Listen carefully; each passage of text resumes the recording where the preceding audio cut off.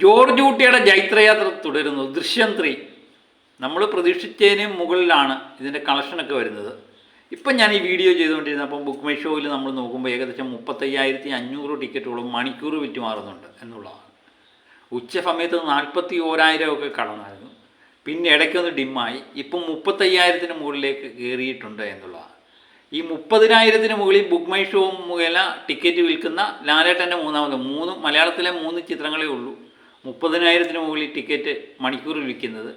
അത് ലാലേട്ടൻ്റെയാണ് 3 ചിത്രങ്ങളും. എമ്പുരാൻ, തുടരും, ഇപ്പം ദൃശ്യം 3. അപ്പം റിക്കാർഡിൻ്റെ തമ്പുരാൻ വേറെ ആരും അല്ല എന്നുള്ളത് ഏകദേശം ഉറപ്പാക്കിയിരിക്കുകയാണ്. അപ്പോൾ ഇതിനിടയിൽ ദൃശ്യം 3യുമായിട്ട് ബന്ധപ്പോൾ ഫസ്റ്റ് ഡേ കളക്ഷൻ എന്താണെന്ന് അറിയാൻ വേണ്ടിയാണ് എല്ലാവരും കാത്തിരിക്കുന്നത്. നമ്മൾ നേരത്തെ തന്നെ പറഞ്ഞു കേരളത്തിൽ നിന്ന് 10 കോടിക്ക് മുകളിൽ കളക്ട് ചെയ്യും, വേൾഡ് വൈഡ് 50 കോടി കളക്ട് ചെയ്യും എന്ന് നമ്മൾ നേരത്തെ തന്നെ പറഞ്ഞിട്ടുണ്ടായിരുന്നു. അതുക്കും മേലെ ഉള്ള കളക്ഷനാണ് ഇപ്പം ട്രാക്കിംഗ് കളക്ഷനൊക്കെ നോക്കുമ്പോൾ മനസ്സിലാവുന്നത്. ഇപ്പം തന്നെ ഏകദേശം 10 കോടി രൂപയ്ക്ക് അടുത്ത് കളക്ട് ചെയ്തിട്ടുണ്ട് കേരളത്തിൽ നിന്ന് മാത്രമായിട്ട്. അപ്പം ട്രാക്കിംഗ് കളക്ഷൻ വരുമ്പോൾ 9,75,00,000 രൂപയാണ് ട്രാക്കിംഗ് കളക്ഷനായിട്ട് വന്നിരിക്കുന്നത്. അങ്ങനെയെങ്കിൽ അത് 11 കോടിയോ 12 കോടിയിലേക്ക് മാറാൻ സാധ്യതയുണ്ട്. 12 കോടിയാണെങ്കിൽ ലിയോയുടെ റെക്കോർഡ് തകരും. കാരണം ലിയോ ഇട്ട റെക്കോർഡാണ് എമ്പുരാന് പുറകിൽ 2ാം സ്ഥാനത്ത് നിൽക്കുന്നത്. ആ റെക്കോർഡ് ദൃശ്യം 3 തകർക്കുമെന്ന് ഏകദേശം ഉറപ്പാക്കിയിരിക്കുകയാണ്.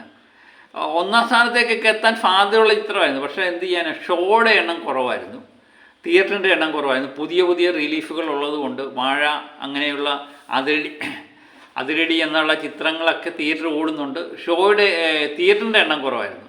ഇപ്പം നമ്മൾ കണക്കെടുത്ത് നോക്കിക്കഴിഞ്ഞാൽ 8,19,00,000 രൂപയായിരുന്നു പ്രീഫെയിൽ ഇനത്തിൽ നമ്മുടെ ദൃശ്യം 3 നേടിയത്. Fan show ഉൾപ്പെടുത്താതെയാണ്. 2,387 ഷോയിൽ നിന്നാണ് 2,387 ഷോയിൽ നിന്നാണ് ഇത് നേടിയിരിക്കുന്നത്.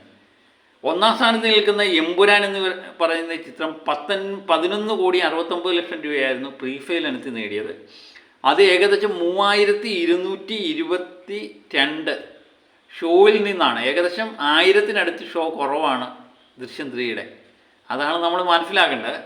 ലിയോയുടെ 8,81,00,000 രൂപയായിരുന്നു പ്രീഫെയിൽ. അത് 3,021 അതിനും ഉണ്ടായിരുന്നു. ഇനിയും ദൃശ്യത്തിന് താഴെ നിൽക്കുന്ന ചിത്രമായ കൂലി, രജനീകാന്തിൻ്റെ കൂലി 8,02,00,000 രൂപയായിരുന്നു പ്രീഫെയിൽ കിട്ടിയത്. അതുകൊണ്ടായിരുന്നു 2,519 ഷോ ഉണ്ടായിരുന്നു. ആ സ്ഥാനത്ത് 2,387 ഷോ മാത്രമേ ദൃശ്യം 3 ഇന്ന് ഓടുന്നുള്ളൂ. ഇനി സ്പെഷ്യൽ ഷോകളും പുതിയ തിയേറ്ററുകളൊക്കെ വേണമെന്ന് ആരാധകർ ആവശ്യപ്പെട്ട് തുടങ്ങിയിട്ടുണ്ട്. ചിലപ്പോൾ നാളെ കൊണ്ടൊരു മാറ്റം, പുതിയ പഴയ ചിത്രങ്ങളൊക്കെ മാറ്റി ഷോ കൗണ്ടിൻ്റെ എണ്ണം കൂട്ടാനുള്ള സാധ്യത കാണുന്നുണ്ട്. ഇനിയും rest of India collection, rest of ഇന്ത്യയിൽ സാധാരണ ലാലേട്ടൻ ചിത്രങ്ങൾക്ക് കർണാടകത്തിലൊക്കെ നല്ല മാർക്കറ്റാണ്. പക്ഷേ ഇപ്പം ദൃശ്യം 3യെ സംബന്ധിച്ച് എല്ലായിടത്തും നല്ല മാർക്കറ്റാണ്.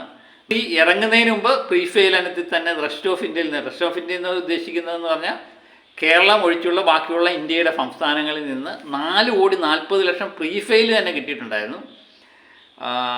ഇപ്പോൾ നമ്മളിന്ന് പ്രതീക്ഷിക്കുന്നത് 7-8 കോടി റേഞ്ചിലാണ് ചിത്രത്തിൻ്റെ കളക്ഷൻ പ്രതീക്ഷിക്കുന്നത്. കേരളത്തിൽ നിന്ന് 12 കോടിക്കടുത്ത് കളക്ഷൻ പ്രതീക്ഷിക്കുന്നുണ്ട്. അങ്ങനെയെങ്കിൽ ഇന്നുകൊണ്ട് ഇന്ത്യയിൽ മൊട്ടാകെ 19-20 കോടി റേഞ്ചിലാണ് കളക്ഷൻ പ്രതീക്ഷിക്കുന്നത്. വേൾഡ് വൈഡ് കളക്ഷൻ നമ്മൾ നേരത്തെ പറഞ്ഞത് 50 കോടിയാണെങ്കിൽ ഒരുപക്ഷെ അത് കടന്ന് 55-60 കോടി റേഞ്ചിലേക്ക് എത്താനുള്ള സാധ്യതയും കാണുന്നുണ്ട്. ആദ്യ ദിവസ കളക്ഷൻ 60 കോടിയിലേക്കൊക്കെ എത്തുക എന്ന് പറയുന്നത് എമ്പുരാന് ശേഷം 50 കോടി കിടക്കുന്ന 2ാമത്തെ ചിത്രമായി ദൃശ്യം 3 മാറുകയും ചെയ്യും. കാരണം ആദ്യ ദിവസം 50 കോടി കിടക്കുന്ന, ആദ്യ ദിവസം എന്നല്ല, ഒരു ദിവസം 50 കോടി കിടക്കുന്ന മലയാള ചിത്രങ്ങളിൽ 2 മാത്രം എമ്പുരാനും ദൃശ്യം 3യും. 50 കോടി ഏതായാലും ലോക്ക് ചെയ്ത് കഴിഞ്ഞു. 50 കോടിക്ക് മുകളിൽ എത്ര എത്തും എന്നുള്ളതാണ് നമ്മൾ അറിയാൻ കിടക്കുന്നത്.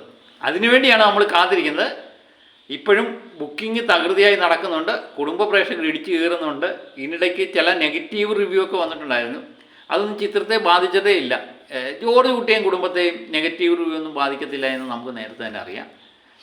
ചിലർക്ക് ഇഷ്ടപ്പെടും, ചിലർക്ക് ഇഷ്ടപ്പെടത്തില്ല. ഇതൊക്കെ തന്നെയാണ് സിനിമ എന്ന് പറയുന്നത്, അല്ലേ? എന്നാൽ ഭൂരിപക്ഷം പ്രേക്ഷകർക്കും പോസിറ്റീവ് അഭിപ്രായം പറഞ്ഞു.